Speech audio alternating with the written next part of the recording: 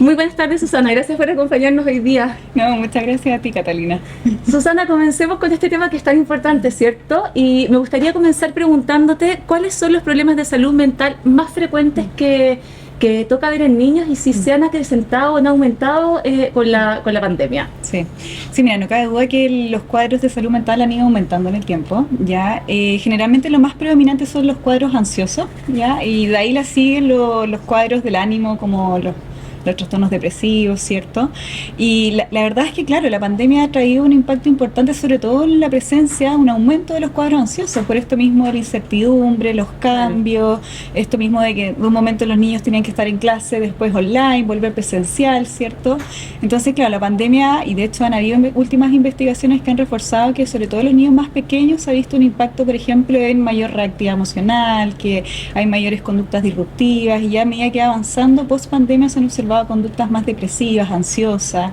Entonces sí, efectivamente ha visto un aumento. Claro, y en ese contexto, Susana, ¿cuándo es el momento adecuado de consultar? Porque claro, como tú bien dices, la pandemia ha traído un impacto para todos y especialmente también en los niños, pero ¿cuáles son esas alertas como padres que deben decir, ya, es el momento de consultar a un especialista? Sí, la verdad es que va a depender mucho de la edad, porque obviamente la presentación de las conductas va a ser distinta. Por ejemplo, si estamos hablando más de niños preescolares, es importante cuando nos llame la atención que, por ejemplo, nuestro hijo está retrocediendo en hitos del desarrollo que había logrado, por ejemplo, vuelve al baño, vuelve a la cama de los papás, ¿cierto?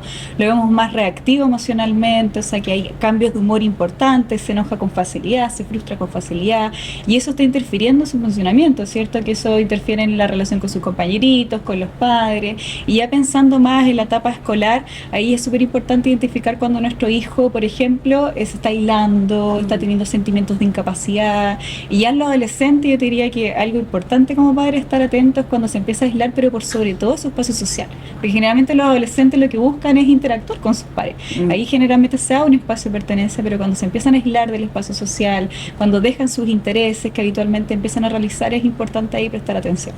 ¿Y por qué es importante actuar a tiempo? ¿Cuál es la importancia de hacerse cargo de esto y por qué consultar a tiempo para que después no existan secuelas o consecuencias? Claro. Lo importante principalmente de consultar a tiempo es para que de alguna otra forma estas conductas no se mantengan en el tiempo y de alguna otra forma se vayan cronificando, ¿cierto? Claro. O que puedan haber conductas más complejas, por ejemplo, en la adolescente que inicialmente parte con un ánimo más depresivo, después aparezcan conductas de autodaño, después aparezcan conductas de riesgo adolescente, consumo de alcohol, droga, entonces es de alguna otra manera para prevenir que estas conductas vayan evolucionando en el tiempo, y a la medida en que más va evolucionando, más difícil es poder intervenir y poder ir trabajando en el tiempo. Entonces, mientras antes prestamos atención, es mejor la evolución también. Y con respecto a eso, Susana, tú comentas que, claro, se da para estos cuadros de ansiedad, pero también en eso se engloba la depresión u otros problemas relacionados a la salud mental, que si no son tratados a tiempo todos de la misma forma, pueden terminar con este tipo de consecuencias. Siempre es importante ver la intensidad, la frecuencia y la duración. O sea, si vemos que, por ejemplo, la intensidad de estas conductas va en aumento, lo mismo con la frecuencia, y la duración se va manteniendo en el tiempo, ahí es cuando nosotros más tenemos que prestar atención, ¿cierto? Porque si de alguna otra forma vemos, por ejemplo, que nuestro hijo lo vemos más ansioso, lo vemos más inquieto, por ejemplo, frente a un cambio, que es un cambio de colegio, claro, eso es una reacción esperable, pero si esa conducta se empieza a aumentar en el tiempo, empieza a manifestarse con mayor intensidad y empiezan a aparecer otras conductas, claro, ahí es cuando nosotros tenemos que prestar atención. De todas maneras. Y Susana, ahora hablando también de los hábitos que permiten fomentar, ¿cierto?, una buena salud mental, ¿cuáles son esos hábitos que tú mencionarías que son importantes para tener una salud mental plena en la niñez? Sí, bueno, siempre es importante el cuidar los ciclos biológicos básicos, y a eso nos referimos principalmente con el sueño y la alimentación. ¿Ya? Eso implica que como padres nos dediquemos a que nuestros hijos tengan un horario para dormir, ya que ojalá podamos en ese momento de dormir podamos limitar el uso de pantallas 2 horas antes de su horario de sueño.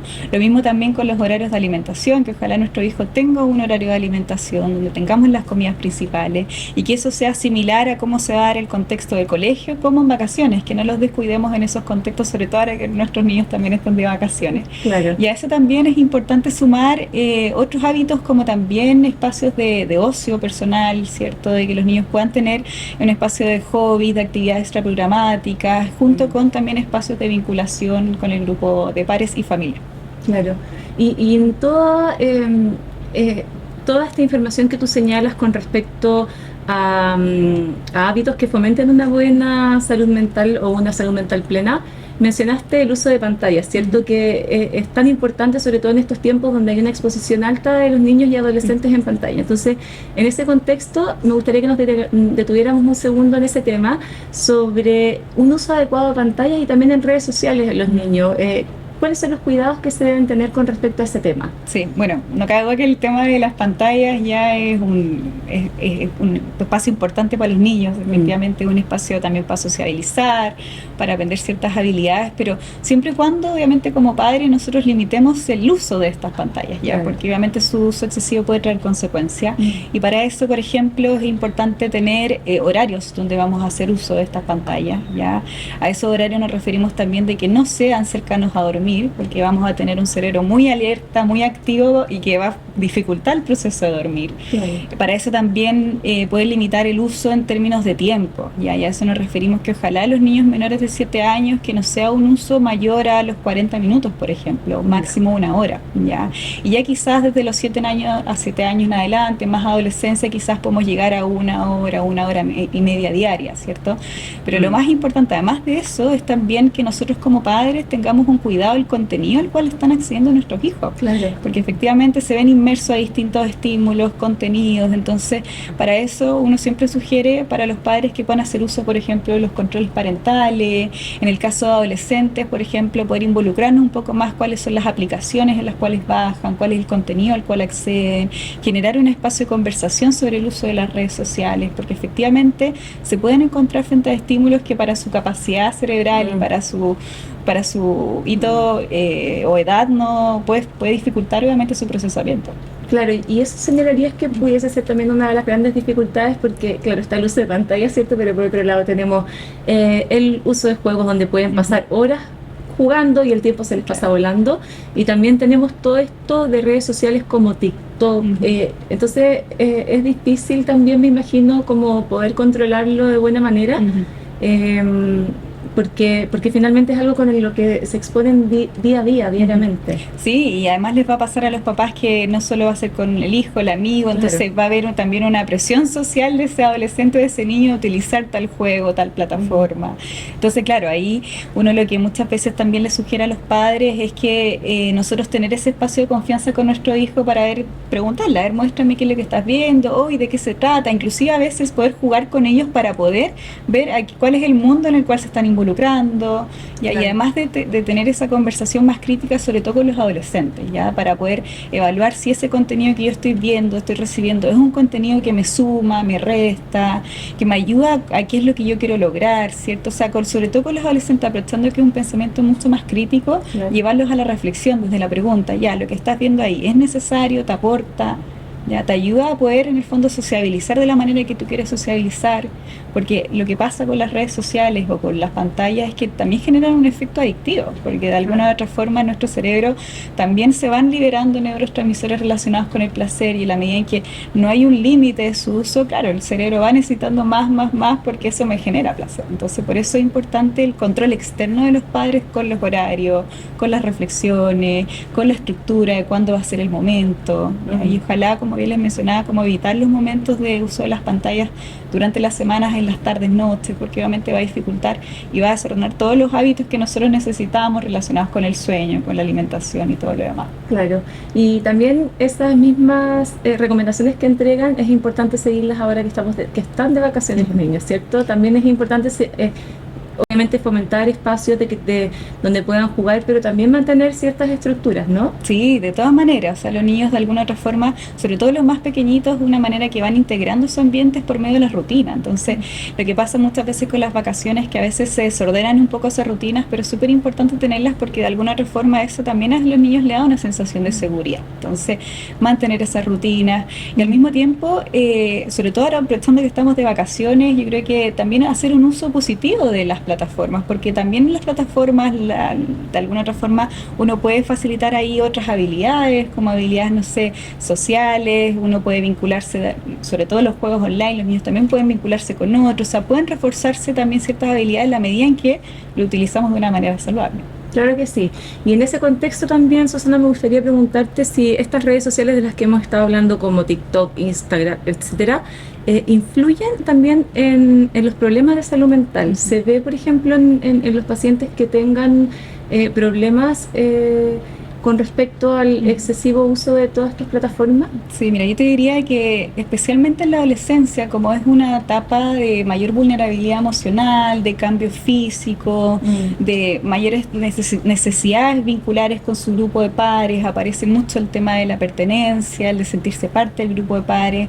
Claro, muchas veces si ese adolescente se ve vulnerable emocionalmente y además tiene una autoestima que tiende más a ser negativa, una autoestima más frágil, claro, lo que va a ver en redes sociales muchas veces puede generar una influencia significativa en cómo se percibe a sí mismo y además puede generar presiones, ¿ya? Porque muchas veces lo que se muestra en redes sociales no está tan cercano a la realidad, ¿cierto? Generalmente está más asociado a estereotipos o a modos de ser que se alejan muchas veces de la realidad, pero si tenemos a un adolescente mirando constantemente esos estereotipos o eso de cómo debería ser, puede influir en cierta insatisfacción con su cuerpo, por ejemplo, puede influir en una autoestima más bajo, puede influir en mayor vulnerabilidad emocional y no cabe duda que, por ejemplo, la influencia de las redes sociales y todo lo que está relacionado, por ejemplo, con los estereotipos de belleza, por ejemplo, es uno dentro de las causas, de las múltiples causas, por ejemplo, de desarrollo de trastornos de la conducta alimentaria. Claro. Me imagino que, como tú bien dices, se desatan estos problemas porque finalmente las redes sociales muestran una realidad que es como la que uno quiere mostrar o que es como más perfecta, que se aleja mucho del día a día, de la cotidianidad que vivimos todas las personas. Claro, por eso en el fondo esto que comentábamos de lo importante de los padres de generar un espacio en casa, como de conversar, de tener esta mirada más crítica de lo que vemos en redes sociales. Si efectivamente eso se acerca a la realidad, si esa información me aporta energía, me resta energía, si efectivamente eso representa quién soy yo, y de alguna otra forma quitar el foco en lo superficial o por ejemplo en los estereotipos de belleza o en los aspectos físicos y por sobre todo como padre reforzar más la importancia de las cualidades personales, en los atributos de nuestro hijo, por sobre los aspectos físicos.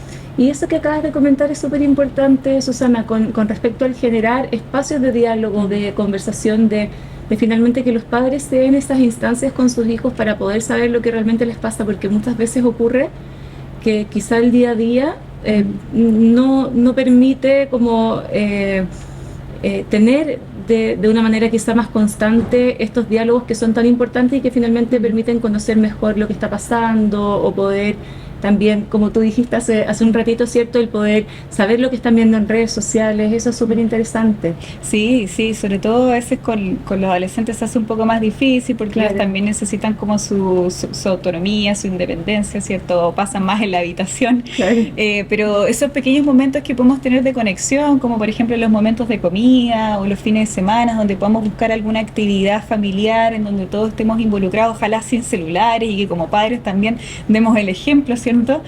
Puede facilitar de que poder llegar a estas conversaciones más profundas, donde generemos un espacio más reflexivo sobre el uso de pantalla o lo que le está pasando a nuestro hijo. Preguntas básicas como, oye, ¿cómo estuvo tu día? ¿Cómo te has sentido? Como qué sensaciones has sentido en tu cuerpo, pueden facilitar como esa conexión para poder llegar a ese mundo emocional, sobre todo un adolescente que es generalmente con quien se nos puede hacer un poco más difícil. Claro que sí. Susana, yo sé que ya lo dijiste hace algunos minutos atrás, pero nuevamente que volvimos al tema de las pantallas, me gustaría que pudieras repetir, sobre todo para quienes se están conectando, las horas o el tiempo adecuado según la edad por uso de pantalla. Recuerdo que comentaste 7 años, 40 minutos aproximadamente. Sí, generalmente se sugiere menores de 7 años, 40 minutos, máximo 1 hora, ¿cierto?